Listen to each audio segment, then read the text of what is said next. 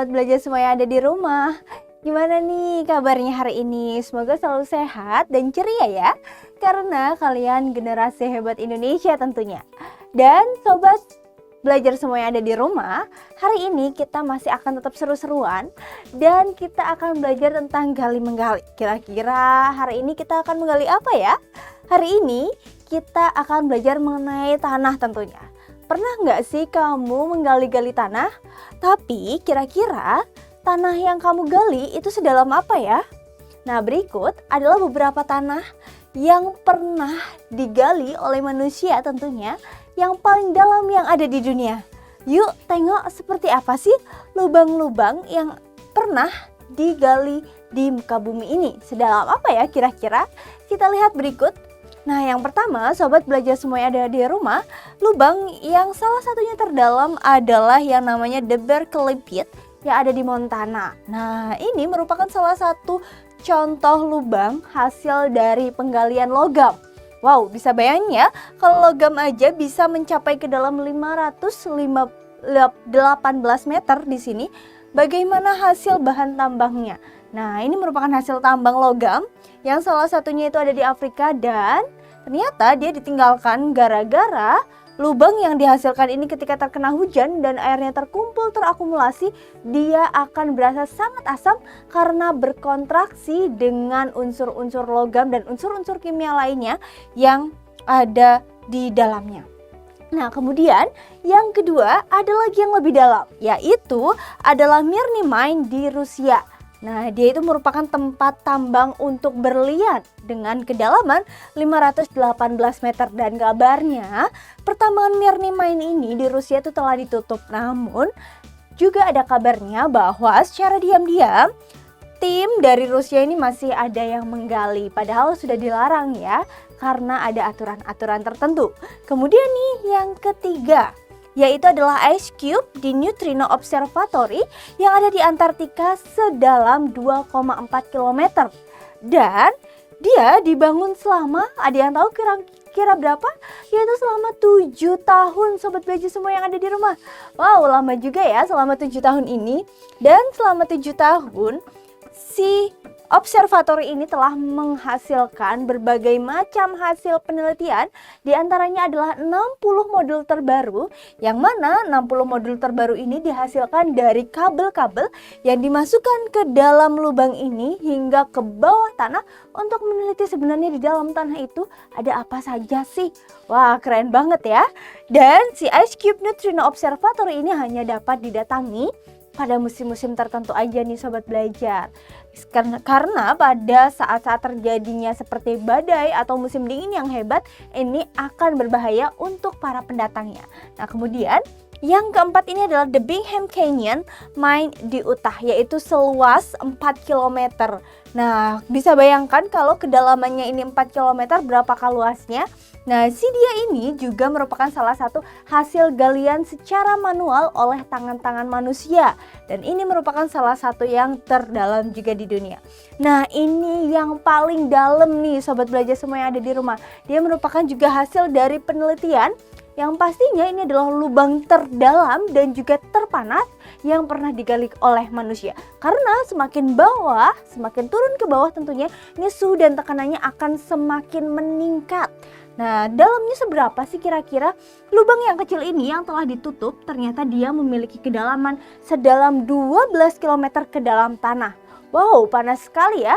Dan karena dianggap dapat membahayakan, akhirnya Kola Super Deep Borehole di Rusia ini pun ditutup untuk keamanan bersama tentunya. Nah, sobat belajar semua yang ada di rumah, ternyata ilmu pengetahuan ini sudah mencapai ke dalam bumi, yaitu sejauh 12 km. Tapi kira-kira masih bisa nggak ya untuk kita menggali sampai ke pucuk bumi, yaitu dari atas hingga ke pucuknya lagi yang ada di seberangnya. Nah, penasaran kan? Dan kali ini kita juga akan membahas mengenai tanah. Jadi jangan kemana-mana ya sobat belajar, karena sekarang belajar itu mudah. Ayo belajar! Jangan lupa belajar, karena sekarang belajar itu mudah. Ayo belajar! Oke, halo sobat belajar semua yang ada di rumah. Nah, tadi kita udah membahas beberapa jenis lubang-lubang yang pernah digali paling dalam 12 km. Nah, sekarang kenapa sih kita membahas tentang galian-galian tanah itu? Karena kita akan belajar mengenai beberapa faktor yang membentuk dari tanah kita yang telah kita gali-gali itu tadi. Nah, ternyata di dalamnya ada berbagai material ya tadi ya. Ada hasil tambang berupa logam, berupa berlian, dan macam sebagainya yang ada di dalam tanah. Namun sebenarnya tanah itu tercipta dari faktor-faktor apa saja sih? Mari kita cek, ini dia. Oke, kemarin kita telah mempelajari kurang lebih adalah mengenai berbagai macam lapisan tanah. Nah, kalau kita lihat di sini, tanah ini seperti kue ya, kue ulang tahun yang ditumpuk-tumpuk. Nah, betul banget sobat belajar bahwa tanah kita ini memiliki berbagai macam lapisan. Dari yang paling atas yaitu adalah lapisan organik atau yang kita kenal dengan istilah horizon O. Serta di bawahnya ada topsoil, lapisan tanah atas, ada subsoil yang di tengah, ada parent material atau bahan induk, dan juga ada bedrock. Nah, ini kemarin telah kita bahas. Yang selanjutnya kita akan membahas mengenai faktor-faktor apa saja sih yang bisa membentuk tanah tadi hingga berlapis-lapis seperti itu. Nah, ternyata ada 5 faktor yang membentuknya.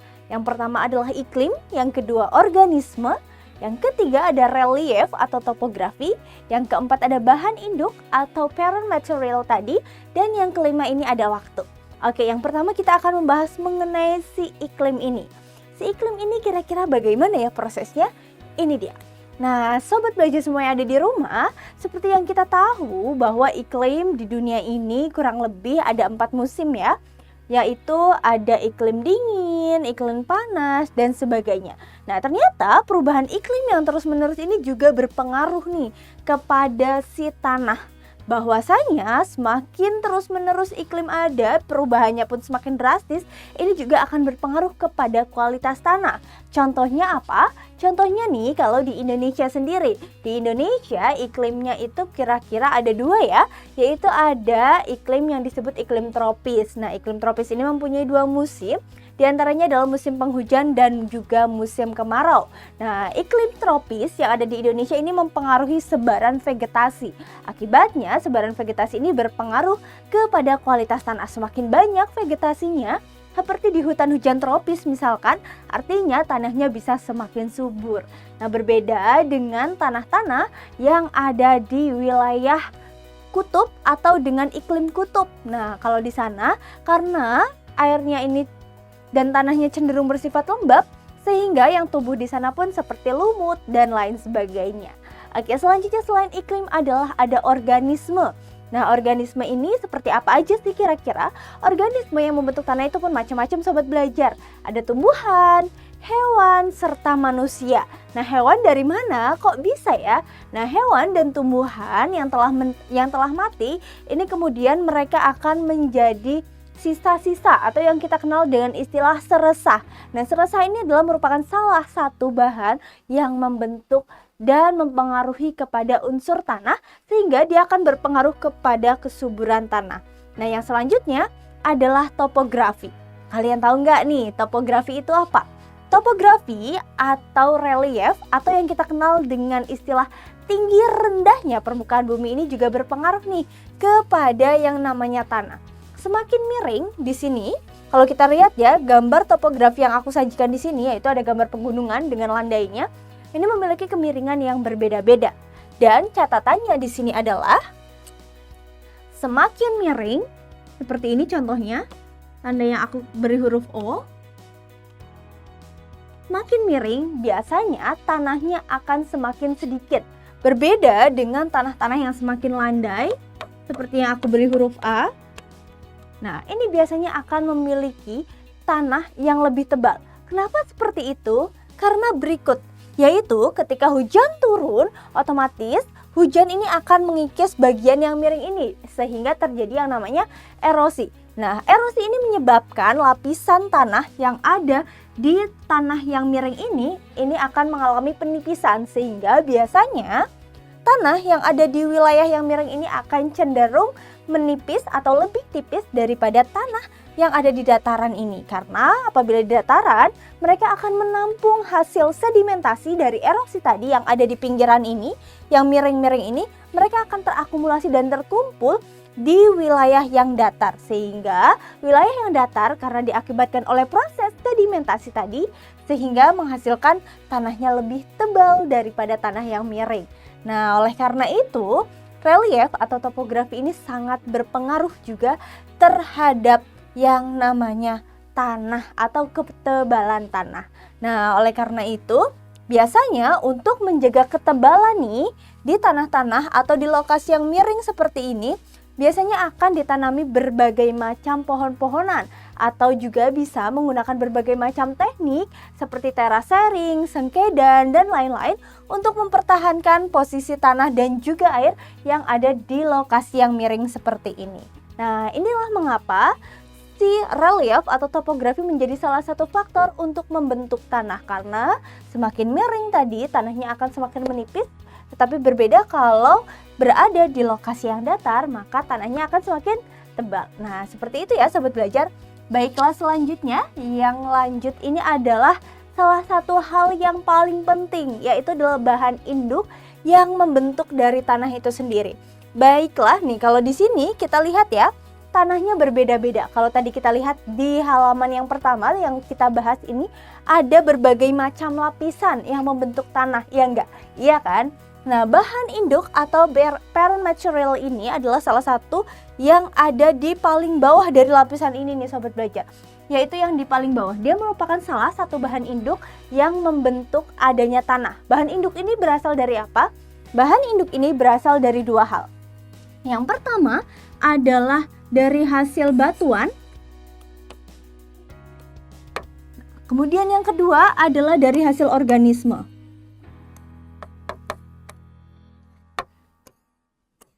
Batuan, kalau si batuan ini melapuk, akibatnya akan menjadi tanah. Dan tanahnya ini akan menjadi apa? Akan menjadi tanah dengan jenis tanah mineral. Di sini akan aku tuliskan tanah mineral. Nah, ini juga berbeda dengan si organisme. Kalau yang membentuk ini organisme, otomatis jenis tanahnya ini akan menjadi tanah organik.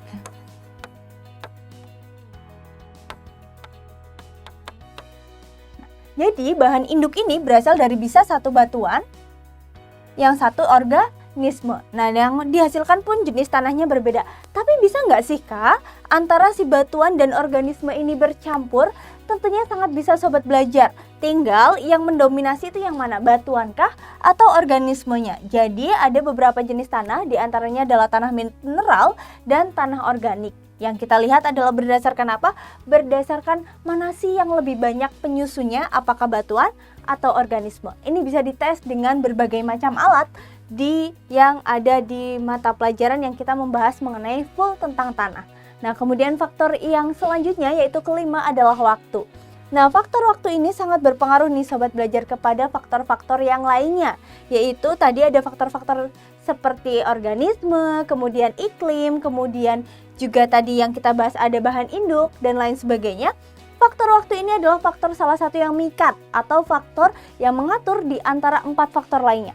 Karena keberadaan waktu ini sangat menentukan terjadinya tanah. Yang namanya tanah tidak terjadi dengan proses 1-2 hari aja Sobat Belajar, tapi juga terbentuk dalam waktu yang lama. Semakin lama, otomatis lapisan tanahnya ini akan semakin tebal. Dan biasanya apabila tanahnya ini dengan tipe yang subur, ini akan semakin banyak lagi volume-volume yang tercipta di atasnya. Nah, berbeda kalau waktunya semakin sedikit, otomatis tanah yang tercipta pun akan semakin sedikit. Nah, kalau tadi kita membahas mengenai waktu, selanjutnya nih aku akan mempelajari atau kita juga akan mempelajari bersama-sama mengenai bagian-bagian dari tanah. Nah, kalau kita tadi membahas bagaimana sih cara terbentuknya tanah, sekarang kita mempelajari mengenai ada apa aja sih di tanah, bagaimana sih bentuknya.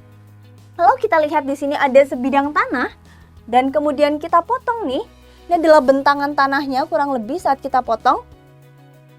Nah, kita potong menjadi satu bagian tanah, satu bongkah tanah. Nah, satu bongkah tanah ini kita kenal dengan istilah polipedon atau tanah individu atau tubuh tanah. Nah, ini adalah satu tubuh tanah. Makanya nggak jarang nih kalau kalian pergi ke sawah atau ke ladang dan tiba-tiba nih di situ nanti kalian lihat ada bongkahan-bongkahan tanah, apalagi ketika musim kemarau ada. Nah, ini tanah yang menjadi satu bagian itulah yang disebut dengan istilah polipedon atau tanah individu atau tubuh tanah. Nah, tubuh tanah ini terdiri dari beberapa pedon atau beberapa satuan tanah. Yang mana satu pedon ini kita lihat ya, ini adalah satu bentang tanah yang kemudian kita ambil satu butir atau satu tubuh tanah yang disebut polipedon, dan polipedon ini terdiri dari beberapa pedon. Inilah yang disebut dengan pedon yang membentuk polipedon ini. Baiklah, si pedon ini atau satu buah atau kita kenal dengan istilah pedon ini, dia memiliki beberapa bagian yang kita sebut tadi di sini adalah solum tanah. Solum tanah ini apa? Solum tanah adalah ketebalan tanah. Seberapa sih dalamnya tanah dan seberapa sih kedalamannya? Nah, kalau kita lihat di sini, kedalamannya ada berapa? Kedalamannya ada sebanyak atau sepanjang 150 cm. Jadi tanah ini memiliki kedalaman 150 cm dengan agregat yang berbeda-beda.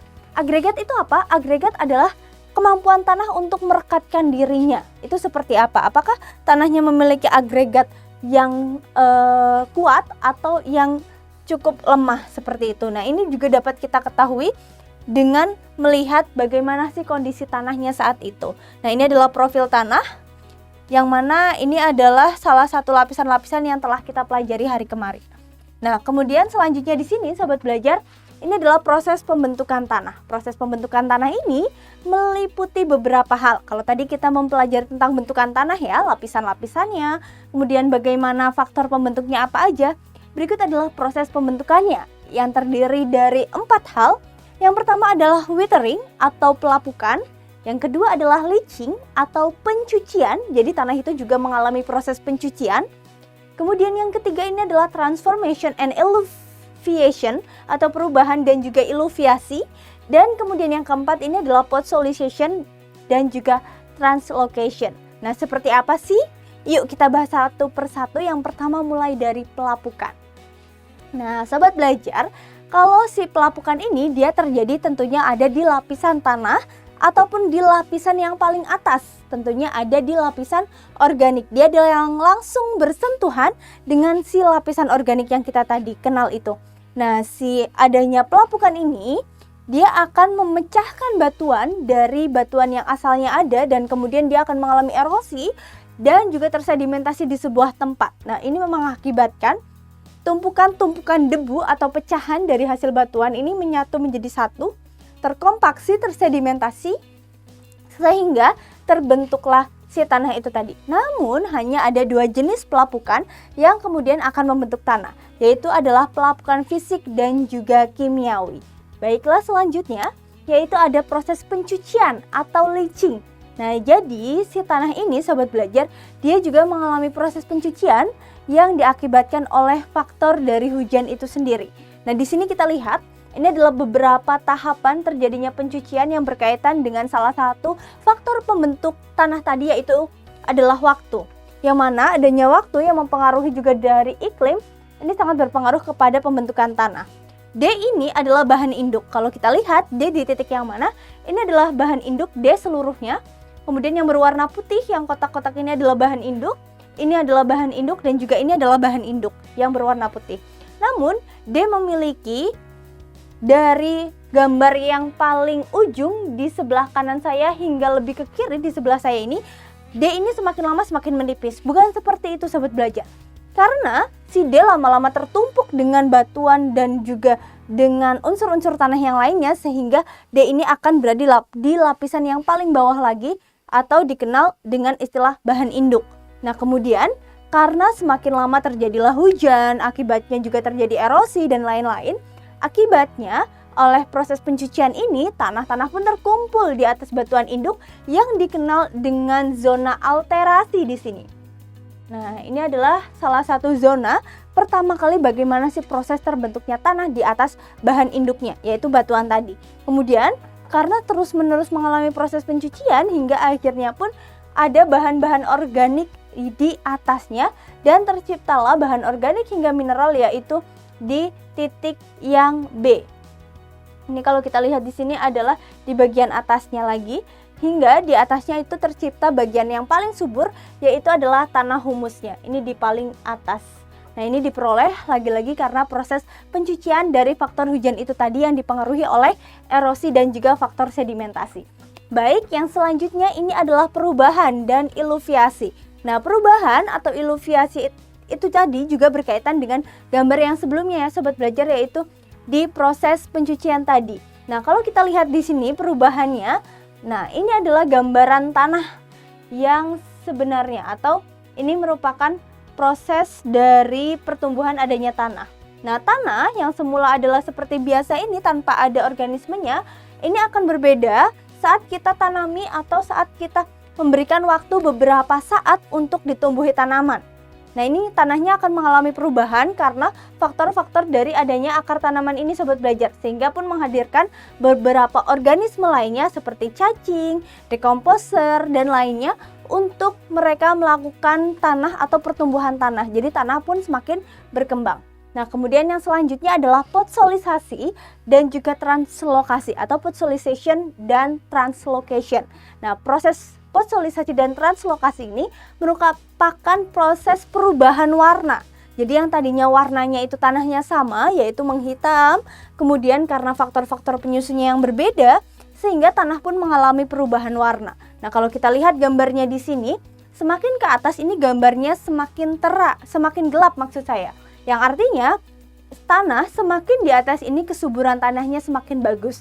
Karena biasanya di wilayah-wilayah yang hitam ini tersusun dari berbagai macam material atau organisme yang telah mati yang kemudian akan menjadi seresah dan terkumpul menjadi tanah. Sehingga lokasi yang paling atas ini adalah lokasi yang paling banyak unsur haranya daripada di bawahnya. Oleh karena itu biasanya kalau petani nih menanam berbagai macam sayuran seperti kangkung, bayam, dan lain-lain, ini hanya mencapai beberapa sentimeter di bawah tanah, nggak sampai 1 meter ataupun 2 meter bahkan untuk menanam sayuran itu. Karena mereka mengambil cukup pada unsur hara yang paling atas aja, yang lebih banyak vitaminnya. Nah, seperti itu ya Sobat Belajar, dan ini sangat berpengaruh kepada kualitas tanahnya juga, gitu Sobat Belajar. Nah, tadi kita udah membahas ya, banyak sekali mengenai apa aja sih faktornya, bagaimana proses pembentukannya, dan gimana sih sebenarnya tubuh tanah itu sendiri yang terdiri dari ada polipedon, dan polipedon itu terdiri dari beberapa pedon. Nah, karena aku telah jelaskan, sekarang kita masuk ke sesi Ayo Kuis. Nah, di sesi ini Sobat Belajar, aku akan perkenankan kepada Sobat Belajar semua di rumah untuk menjawab pertanyaan yang telah aku sediakan ya. Oke, dan berikut adalah pertanyaannya. Pertanyaan yang pertama adalah, aku akan bertanya mengenai kira-kira kalau di dalam tanah, komponen yang paling banyak itu komponen apa ya? Apakah A air, atau B udara, atau C mineral, atau D bahan organik, atau yang E yaitu bahan anorganik. Nah, kira-kira yang mana nih Sobat Belajar? Silahkan dijawab. Seperti biasa, kalau teman-teman Sobat Belajar semua yang ada di rumah mau menjawab, aku beri waktu 5 detik aja untuk kalian menjawab. Kira-kira udah siap belum ya? Kalau sudah, akan aku hitung ya. Gimana nih Sobat Belajar, udah siap? Oh, sudah ternyata. Baiklah, akan aku hitung mundur. 5, 4, 3, 2, 1. Oke, mari kita cek ya, jawabannya kira-kira apa ya? Jawabannya adalah mineral. Nah, jadi Sobat Belajar, komponen terbanyak yang ada di dalam tanah itu adalah mineral yang dihasilkan dari proses pelarutan dan juga pelapukan yang ada dari batuan itu sendiri. Yang mana, kalau tanah itu sendiri dia tersusun atas beberapa hal. Terutama ada 4 hal nih Sobat Belajar. 4 hal atau 4 komponen ini apa saja sih? 4 komponen ini adalah ada air, udara, mineral, dan juga bahan organik. Nah, tapi kalau bahan organik ini tidak termasuk ya. Nah, air, udara, mineral, dan bahan organik ini saling menyatu dalam satu pedon itu tadi yang membentuk struktur-struktur tanah. Akibatnya, air ini akan mengikat unsur-unsur hara dan juga unsur-unsur organik maupun mineral menjadi satu, tapi di dalam tanah itu pun terdapat yang namanya oksigennya. Makanya dari itu, saat kalian membuka tanah itu terkadang-kadang ada muncul yang lebih hangat dan lain sebagainya. Karena apa? karena faktor dari udara yang mempengaruhi kepada suhu dan juga tekanannya.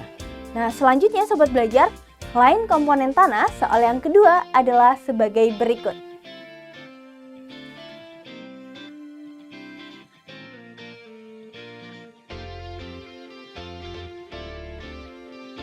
Oke, ini dia soal yang kedua.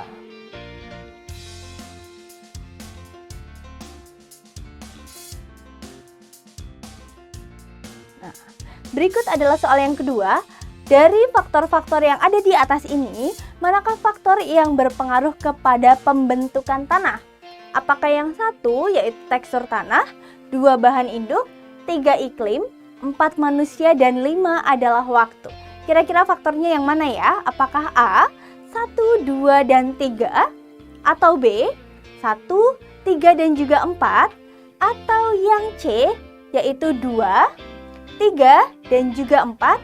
Atau yang D, yaitu 2, 3, dan 5? Atau yang E, yaitu adalah 3, 4, dan juga 5? Nah, kira-kira mana ya faktor-faktor yang termasuk dalam pembentukan tanah? Masih diingat ya, tadi ada kurang lebih 5 faktor yang berpengaruh kepada pembentukan tanah. Nah, kira-kira faktornya apa saja? Yuk diingat-ingat nih sama teman-teman Sobat Belajar semua yang ada di rumah. Faktornya yang mana aja ya? Yang A kah? Atau B? Atau C? Atau D? Atau yang E? Nah, kira-kira yang mana? Silahkan dijawab. Kalau sudah, seperti biasa, aku hitung dari 5 sampai 1 untuk kalian menjawab. Nah, jadi kalian siap-siap ya untuk melok jawaban kalian ya. Akan aku hitung mundur mulai dari sekarang.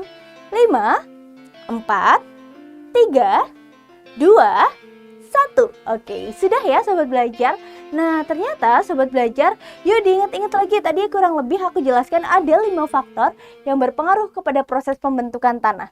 Coba kita cek dari jawaban di sini, manakah yang betul? Apakah tekstur batuan betul?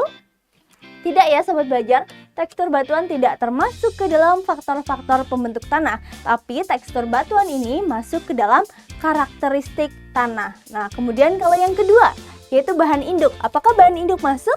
Betul ya, kalau bahan induk ini masuk ke dalam faktor yang membentuk tanah atau dalam bahasa Inggris dikenal dengan istilah parent material. Kemudian yang ketiga itu adalah iklim. Nah, iklim juga termasuk ya Sobat Belajar ke dalam hal-hal atau faktor yang berpengaruh kepada proses pembentukan tanah. Jadi, jawaban yang paling tepat adalah yang D. Nah, begitu ya Sobat Belajar, dia adalah jawaban yang paling tepat. Dan baiklah Sobat Belajar semua yang ada di rumah, itu tadi pembahasan kita mengenai beberapa faktor dan juga proses dalam membentuk tanah. Nah, gimana nih proses kamu dalam belajar? Semoga semakin mudah ya. Dan karena sekarang belajar itu mudah, ayo belajar! Jangan lupa belajar, karena sekarang belajar itu mudah. Ayo belajar!